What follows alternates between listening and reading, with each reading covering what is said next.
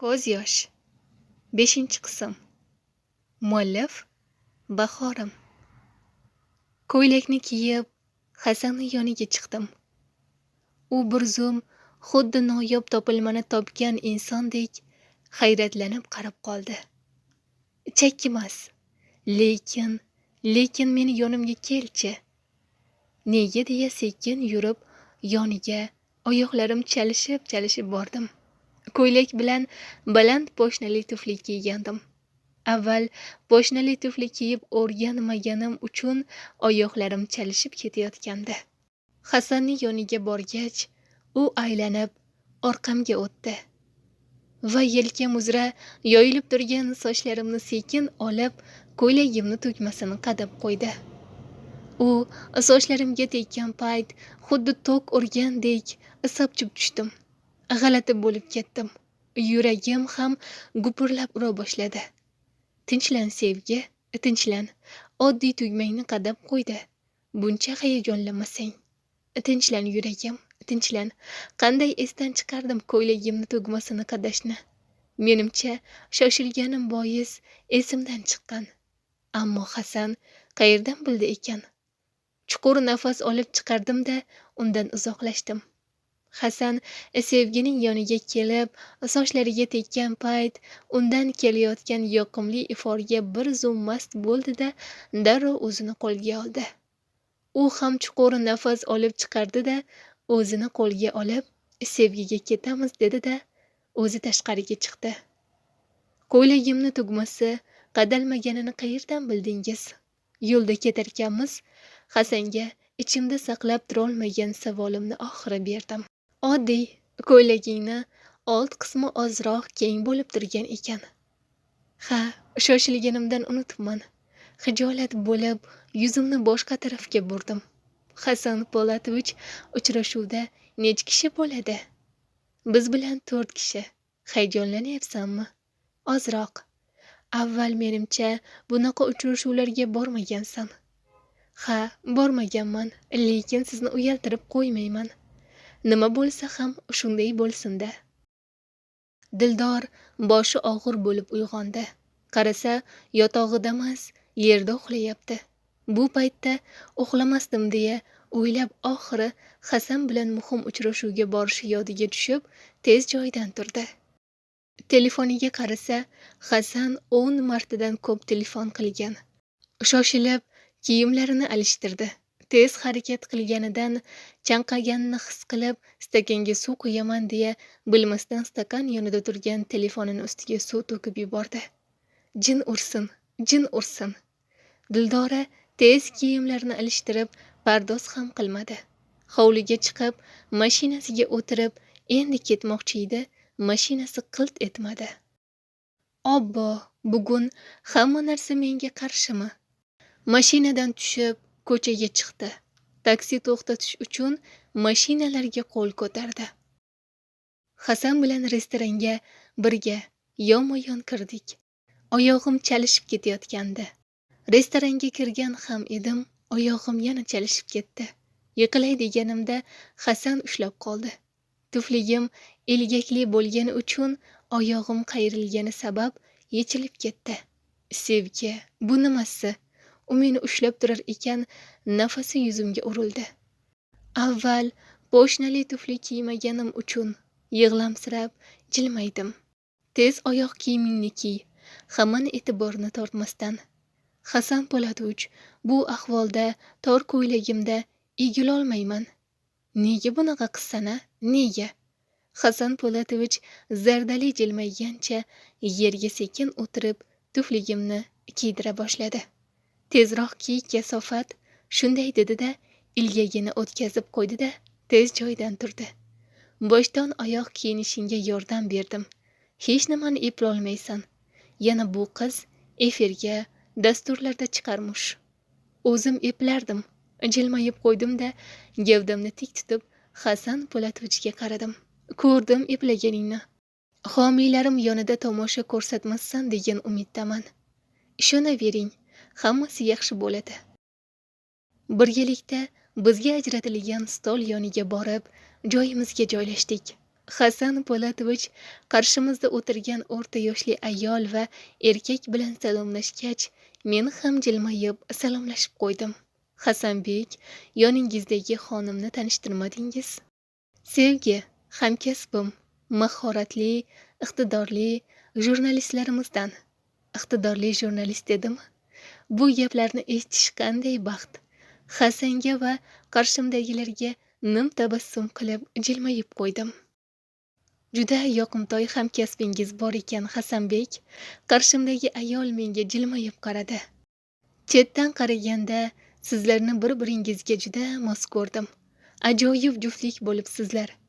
Hamkasbim demasingizdan avval men bu yoqimtoy qizni rafiqangiz deb o'ylayotgan edim. Agar sevgidek xotinim bo'lsa, o'zimni 2 kunda jinnixonada ko'rsam kerak.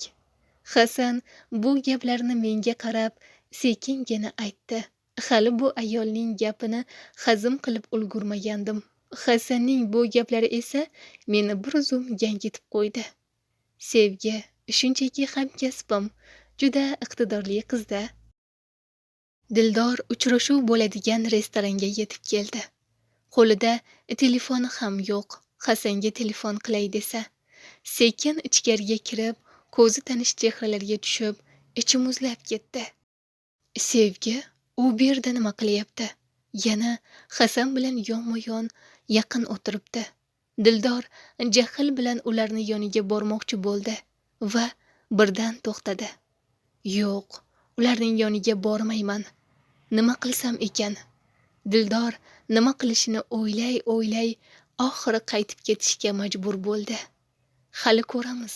Bunga javob berasan, Sevgi. Sen mening o'rnimda hech qachon bunday bo'lmaydi. Men seni uddalay olmaydi deb o'ylagandim, ammo o'zingni yaxshi tutding. Endi birorta ko'rsatuvda chiqishimga ruxsat berasizmi? Hali shoshilma, hali erta. Nega erta? Kech ham bo'lib ketdi-yu, qachongacha yuraman qog'oz tutib. Senga nega ruxsat bermayapman bilasanmi? Hasan mashinasini sekin uyimizning yoniga to'xtatib, menga savol nazariyle qaradi. Nega? Seni jazolayapman. Jazo olyapsan. Esingda bo'lsa, menga ko'p betga choparlik qilgansan. Buni unutdi deb o'ylaganmiding? U gaplarimni shunchalik o'zingizga, ya'ni ta'sir qiladigan darajada qabul qilganmidingiz? O'sha kunlari o'zimdamasdim. Men sizni unutgansiz u kunlarni deb o'ylagandim. U gaplaringni unutib bo'lmaydi. Shuning uchun 1 oy, balki 2 oy ketar jazo tugashiga. Ungacha efirga, dasturlarga chiqish yo'q. Unaqa bo'lsa, butunlay ketaversam ham bo'lar ekan. Aslida bunaqa bo'lmasdi. Sen insonlarga nisbatan yaxshi munosabatda bo'lganingda, sen faqat o'zingni o'ylar ekansan. Agar boshqalarga nisbatan muomalangni yaxshilamas ekansan, hayotda ko'p qoqilasan. Mana misol uchun hozir ham o'sha gaplaringni hech nima bo'lmagandek unutib, o'zingni o'ylab, efirga, dasturlarga chiqishni xohlayapsan. Shu yerda ham faqat o'zingni o'ylayapsan. O'zimni o'zim o'ylamasam, eplamasam, men bu hayotda qoqilmaymanmi? Qoqilaman. Siz o'sha gaplarim uchun sizdan uzr so'rashimni kutmayotgandirsiz. Hayoting o'z qo'lingda. Jurnalistlik faoliyatingni boshlash ham o'zingga bog'liq. Bitta uzr va hammasi yaxshi bo'lib ketadi. Sizni bunday qilasiz deb o'ylamagan edim. Mana endi ko'rding qanaqaligimni. Nima deb o'ylashing sening ishing.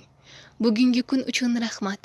Qara, men vaqtida, joyida rahmat aytishni ham bilaman. Senchi? Sen ham mayli, yaxshi dam olgin. Siz ham yaxshi yetib oling deya pastki labimni qattiq tishlagancha mashinadan tushayotgan edim. Hasanni bir harakatidan keyin to'xtab qoldim. Hayron unga qaradim. Hasan tushayotgan paytim qo'limdan tutib qoldi. Hayron unga qaradim. Nima bo'ldi? Hech nima. Bora qol. Hasan ushlab turgan qo'limni tezda qo'yib yubordi. Tusha qol, ketishim kerak. Indamasdan mashinadan tushib uyga kirdim. Hasan Sevgi ketgach, boshini rulga qo'yib ozroq shunday turdi-da, keyin mashinasini yurg'izdi. Sevgi xonim, seni uzr so'ramasang ham kechirib yuborishimga oz qoldi-ya. Ammo unaqa qilganimda erkalanib ketarding. Yaxshisi uzr so'raganing ma'qul. Biroz bo'lsa ham insonlarni tushunishni o'rganarmiding shunda? Hasan o'ziga o'zi shularni gapirib uyga kirdi. Assalomu alaykum oyijon, hali ham uxlamadingizmi? Hasan uyga kirishi bilan onasiga salom berarkan, borib yuzidan o'pdi. Va alaykum assalom bolam, buncha kechikding? Aytgandim-ku, kechikaman deya. Muhim uchrashuvdan kelyapman. Zuhra keldimi? O'yinchoqlar yerda yotibdi. Bolalari juda sho'xda. Jiyanlarim uxlamadimi hali? Sog'ingandim. Ha, singling keldi. Ammo nima ammo? Oyi, tinchlikmi? Yana ajrashaman deyapti singling. Senga dadangga aytmoqchimasdim, lekin aytmasam bo'lmaydi. Kuyov yomon qiliqlar chiqarib, o'zgarib qolganmish. Har kuni mast bo'lib kelib, singlingni urayotgan ekan. Yana ko'cha qizlariga ilakishib qolibdi. Nega shuni ertaroq aytmaysiz, ona? Hasan bolam, tinchlan. Shu darrov tutaqib ketasan, jahling tez shunga aytmay turgandim. Vaziyat yumshashini kutdim-da. Ona, hozir Zuhra yaxshimi? Ha, yaxshi. Ertaga gaplashganing ma'qul. Hozir tinchlanib uxlashga yotgandi. Xo'p, ona, lekin o'sha kuyov bilan ham gaplashaman. Ko'rsatib qo'yaman unga meni singlimga qo'l ko'tarish yomon oqibatlarga olib kelishini. O'g'lim, meni desang tinch yo'l bilan hal qilasan. Urushmaygin. Va'da bermayman, ona. Meni va'da berishga majburlamang. Xo'p, faqat tinchgina hal qilgin. Xonamga kirdim-u, Hasanning gaplarini o'ylay boshladim. U rost aytayaptimi? Men faqat o'zimni o'ylaymanmi? To'g'risi, hozir uning gaplarini tahlil qila olmayapman. Bo'g'ilib ketyapman negadir. Hali ham hazm qila olmadim Bobur meni tashlab o'sha soxta qo'g'irchoq bilan yurganini. Ko'zimdan ko'z yoshlarim dumalay boshladi. Endi o'sha bevafo uchun yig'lamayman degandim. Lekin u boshqasini tanlab ketganini eslasam, ko'z yoshlarimni ushlab tura olmayapman. Gulhayo endi uxlashga yotganda telefoni jiringladi. Begona raqam. Kim bo'ldi-kin kech bo'lganda? Yaxshisi javob bermayman. Gulhayo begona raqamga javob bermasdan joyiga yotdi. Ammo tinimsiz qo'ng'iroq bo'lavergach, ko'tarishga majbur bo'ldi. Eshitaman. Eshitishingiz buncha qiyin xonim. Bu paytda soxta muslimalarning telefoni band bo'lardi yoki gaplashib bo'lganmiding? Tushunmadim. Kimsiz o'zi? Tanishlaring ko'pligidan kimligimni bilmayapsanmi? Temurman. Tanimaganim tanishlarim ko'pligidan emas. Begona raqam va siz bilan doim telefonda gaplashib yuribmanmi tanisam? Nima gapingiz bor? Maqsadga o'ting. Tilchalaring burro, ko'z tegmasin. Senga ertaga uchrashuvga bormayman. Kelin ko'ylagingni o'zing tanlayver demoqchi edim.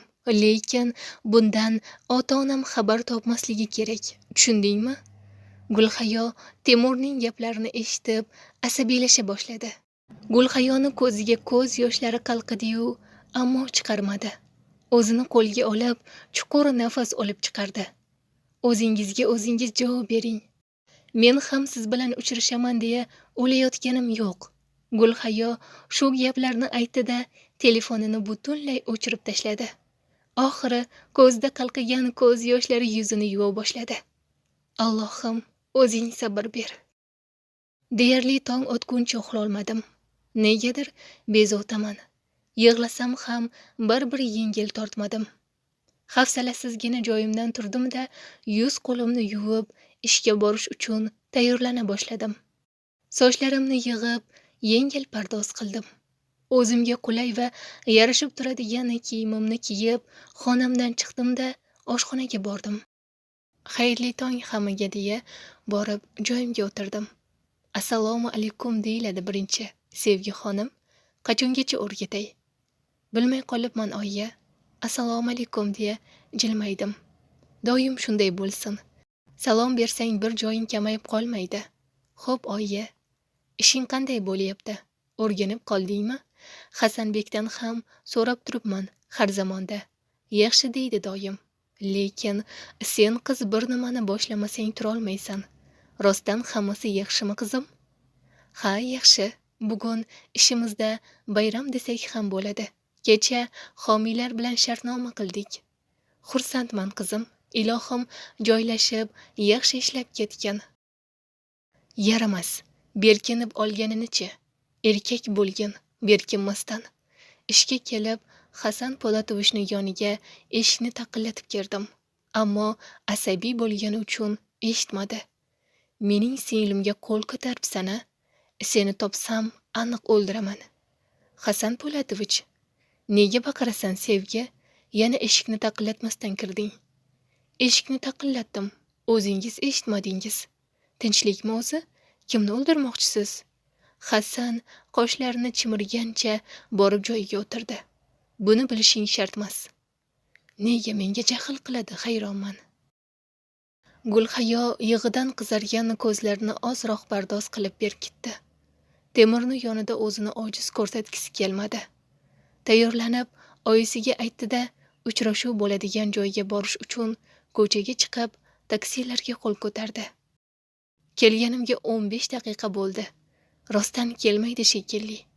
Nega uni kutyapman o'zi? Gulhayo joyidan turib, endi ketayotganda qarshisidan Temur chiqdi. Asalim, keldim uchrashuv joyiga. Keyinroq gaplashamiz. Ishlarimni hal qilib olay. Ha jonim, kechroq uchrashamiz. Gulhayo Temurning gaplarini eshitib, ensalari qotib, yonidan indamay o'tib ketmoqchi edi. Temur qo'lidan tutib qoldi. Gulhayo tezda ortiga o'girilib, Temurga nafrat bilan qarab, qo'lni qancha tortib olaman desa ham ololmadi. Bu nimasi? Temur telefonini o'chirdi-da, Gulhayoni ushlab turgan qo'lini qo'yib yubordi. Qayerga ketmoqchi eding? To'yim bo'lyapti. Kelin ko'ylak tanlagani. Siz kimsiz o'zi? A, kimsiz? Yo'limni to'smang, qoching. Demak, meni kutayotgan ekansan. Mening ham to'yim bo'lyapti. Tasodifni qarang-a. Gulhayo asabiylashib Temurning yonidan ketib qoldi. Temur ham uni tez yetib oldi-da, yana qo'ldan tutib, mashinasiga o'tirg'izdi. Buncha qo'lingni ushlatishga majbur qilmasang. Tushunaman, bilaman. Yigitlarga qo'lingni ushlatib o'rganib qolgansiz. Gulhayo ko'zlarini qattiq yumib oldi. Sizni tanimayman. Gaplaringiz ham ahamiyatsiz.